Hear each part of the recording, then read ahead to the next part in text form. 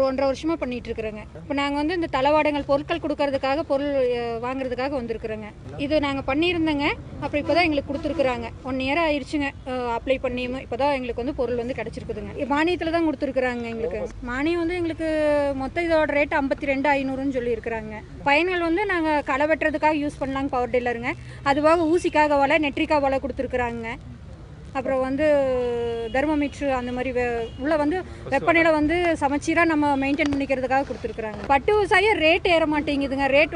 Rate நாங்கள் வந்து செய்யறதுக்கு ஆள் போட்டு மெயின்டெனன்ஸ் பண்ணும்போது ரேட் கம்மியாக இருக்குதுங்க. எங்களுக்கு வந்து இன்னும் ரேட் வந்து ஏற்றி கொடுக்கணுங்க. பட்டு கூட ஆவரேஜாக வந்து 300 350 ரூபாய்க்கு தான் போடுறாங்க. எங்களுக்கு வந்து அது வந்து விலை கட்டுப்படி ஆகாதுங்க.